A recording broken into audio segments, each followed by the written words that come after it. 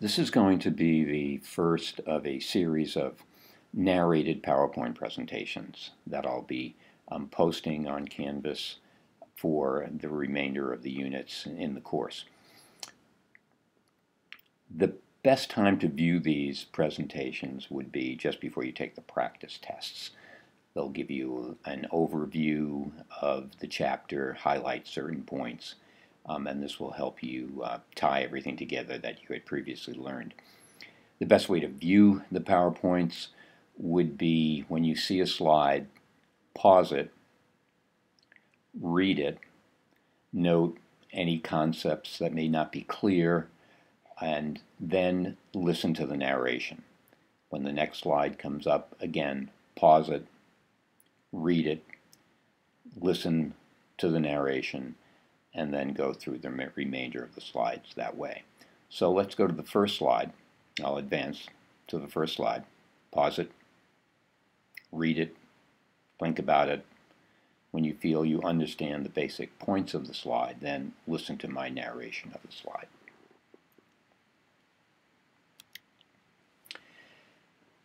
Z-scores are a type of score scale. It's a continuous scale. Z-scores would be examples of data where you can have a z-score with between two z-scores you can have an infinite number of points, decimal points. It's not a discrete score scale. And you've learned the distinction between discrete scores and continuous scores in one of the chapters in the first unit. Let's use a test as an example. You just took a test, 25 questions, and if I was to tell you that your score was 19, well, you know you got some questions wrong, but you're not sure whether that 19 represents a good score in comparison to how other students in the class did, whether it's above average or below average. The 19 by itself doesn't tell you anything. In order for you to understand what that score means, I would have to tell you the average of the class and what was the standard deviation, and then you would be able to judge how far above the mean you were or below the mean, or how close to the mean you were. And that is the purpose of a z-score. All your scores, so whether it's test scores, any number, any data that we have about you, or any data that we have about some variable, it could be income data, it could be sales data, it could be profit data, it could be heart rate data, it could be any type of data that we have. If we have a number of those scores, a distribution of those scores, a sample of those scores, we can compute an average and a standard deviation. And then we could change each one of those scores to a z-score, and when you see that score, you would know where that score fell in a range of scores. What you would know by looking at the z-score, whether it was an average score, a far above average score, a far below average score, and so on.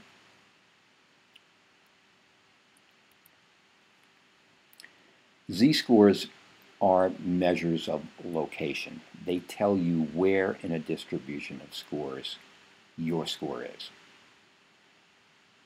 Think of the z-score scale. The middle is 0.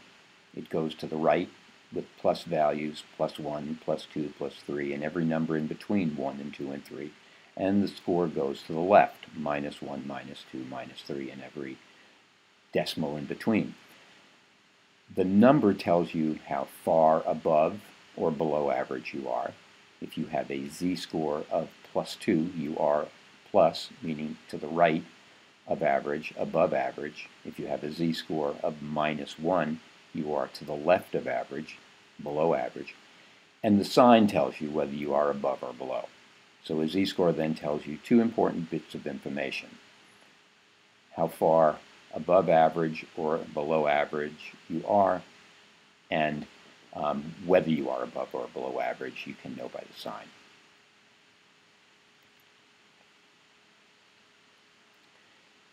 This score is simply saying that a score of 2, then when you're told you have a 2, a +2, that was your score on the test, you should be very happy. If I was to tell you that your score on the test that you just took was a z-score of -1.5, you wouldn't be that happy. That means you are a standard deviation and a half below the mean. This slide shows that z-scores are usually, well, often they're developed for scores that are normally distributed, and they have a mean of 0 and a standard deviation of 1, and z-scores can have values of every number in between 0 and 1, 1 and 2, and so on. Typically, if you go out 2 standard deviations above the mean and 2 standard deviations below the mean, you'll have encompassed just about all the scores in a distribution of scores. So if we look at the bell-shaped curve of raw scores, original scores, in this population of x values, you see a mean of 100, you see a high of about 120, a low of 80, and if we go out 3 standard deviations, in this case it would be 130 would be the highest score to the right, and 70 would be the lowest score. We would have just about 100% of all the scores of our original set of scores. When we transform those scores into z-scores, our 100 becomes a 0. Our 110 becomes a +1. I'll show you how to make those transformations in a minute. We still have a normal distribution of scores, but the scores are on a different scale. In order to change a score from a raw score, in order to transform it into a z-score, we have this formula. So let's say on the test that you just took, I would figure out the mean of the scores for everyone in our class. I would compute the standard deviation for everyone in our class, things that you learned in chapters 3 and 4. I would take your score or someone else's score. I would first subtract the mean from that score, and let's say if the mean of the class were 20 points and you got 24, you would be 4 points above the mean. And let's say the standard deviation was 2 points. When I divide 2 into that deviation score of plus 4, I would end up with a z-score of +2, meaning your score of 24 is 2 standard deviations above the mean. So the numerator in the z-score formula is a deviation score. It's a difference score. The denominator is what is the typical difference. It's the standard deviation. What difference do you expect in a distribution of scores? And when I divide the standard deviation into the deviation score, the resulting z-score tells me how many expected deviations, how many of those standard deviation units are you above or below the mean. The formula was, to get a z-score, you would take a score, subtract from it the mean, and divide by the standard deviation. On the other hand, if you were given the mean of a distribution of scores, its standard deviation, and a particular z-score and your z-score, you should be able then to go back and find out what your original raw score was by manipulating the formula. Try that a few times with some of the exercises in the textbook. What this slide is showing is that if here we have on the top a normal distribution of scores. These are the original set of scores, and that we transform them with the z-score formula into a set of standard scores, or z-scores. Z-scores are also called standard scores, and that scale will have a standard deviation of 1. A 120 is now a 2. 120 is 2 standard deviations above the mean, since the standard deviation is 10 points. This is a 1 standard deviation worth of scores. This is 2 standard deviations worth of scores. So now a score of 110 is +1. A score of 90 is 1 standard deviation below the mean.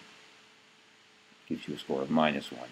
If you had a score of 95, which would be right here, you would be a half a standard deviation below the mean.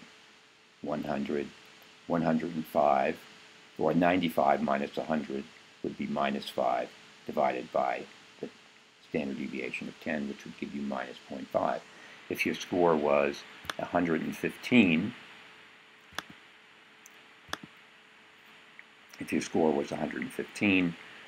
you would be 1 standard deviation and a half above the mean.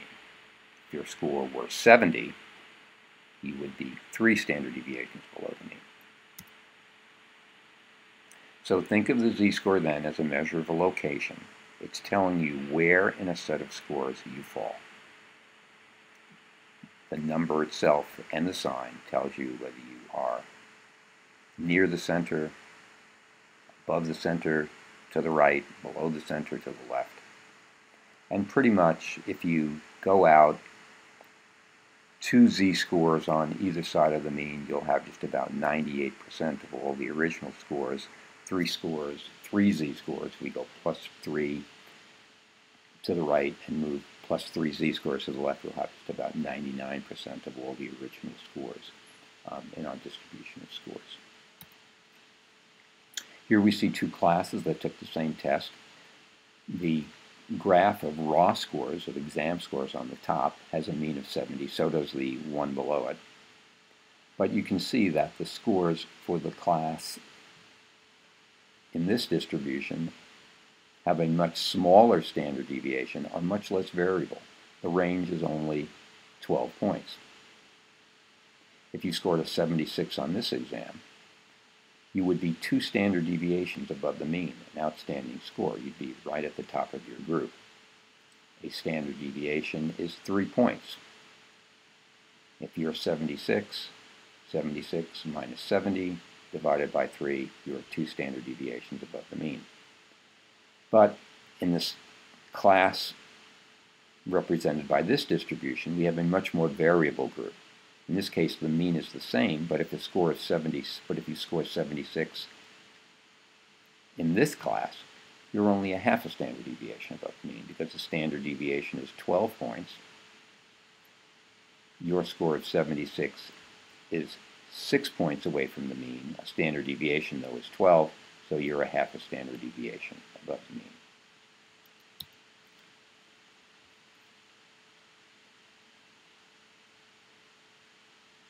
Z-scores can be both descriptive statistics, where we're describing where a particular test score is, or profit is in a company, or weight is, or height. But z-scores can also be inferential statistics, and we'll cover a z-score as an inferential statistic when we talk about z-tests and statistical tests and samples in chapter 8 and 9. So we'll be talking about z-scores now. We're talking about them as a description of a single score, but later on we'll be talking about a sample in terms of z-scores.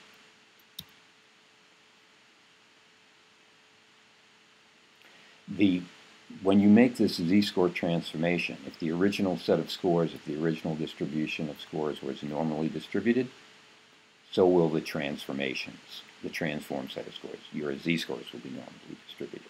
So we don't change the shape of the distribution when we change scores. Here we have a histogram of 6 scores where we have 1 score of 0, 2 scores of 2, 1 score of 3. You can see the original scale. Standard deviation is 2 points. You score a 5, you're 1 standard deviation above average. You've had scored 6, it would be a standard deviation and a half above average. When we change this distribution to z-scores, now we have 3 is a z-score of 0, a 2 is a z-score of minus 0.5. We don't change the shape of the distribution. We don't change the frequency of scores. We're simply changing the scale in which the score is on. So the advantage of z-scores, and you're probably wondering, well, why do we do this? Well, often we want to compare scores, performance in scores, but where the distributions of scores are on different scales. For example, at the University of Texas, you're taking math courses, you're taking science courses, you're taking language courses, And you might want to know, what's your strong area? Is your strongest area math, or is it science, or is it language? Professors give different tests. These different tests have different number of questions. You could get the number right for each of the tests, but those number right is not it's not comparable because we have more questions on the different tests. However, if I was to report for each test your number right in terms of z-scores, then you would know in which discipline you're strongest. So for example, let's say that in math your z-score is +2. In science, your z-score on a test is -0.5. In language, it's +2.5. Well, what that means is that in language, you are 2.5 standard deviations above everyone else in the class, where in math, you're 2 standard deviations above. So you're doing better in language, and you're doing much better in language and math than you are in science, where you are 0.5 standard deviation below. That one z-score immediately allows you to compare scores that have that are made up on different scales. If I can change your height and your weight with z-scores, height measured in inches, weight measured in pounds, 2 very different scales, but I can compare the two by changing those to z-scores.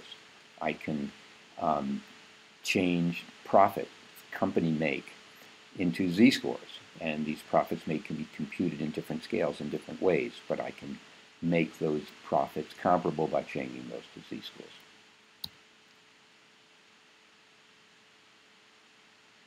And this slide is simply saying again that because we're just using a common scale, a z-score of 1 specifies the same location in all z-score distributions. If your z-score is +1 in income, you're 1 standard deviation above the mean in comparison to other people like you in income. If your beats per minute in your heart is a z-score of +2, then you are 2 standard deviations above the mean in heart rate. If you are a -5 in terms of blood pressure, -0.5 in terms of blood pressure, you're 0.5 standard deviation below the mean in comparison to other people your age or whoever was in the group of people and sample of people that we use that data from as far as your blood pressure goes. We can calculate z-scores for samples and for population. The formula just simply changes, but the definition is the same. So if we're using a sample, we have a sample standard deviation, which you remember you computed in Chapter 4. You compute the sample standard deviation by dividing the sums of squares by n-1. In this case, we have a raw score of x, we have the sample mean, and that z-score tells us how many standard deviations above or below the mean is that x score. If we were dealing with a population, that m would be a mu, and that s would be a sigma, but we would interpret the data in exactly the same way. A -1 from a sample and a -1 z-score in a population mean exactly the same thing.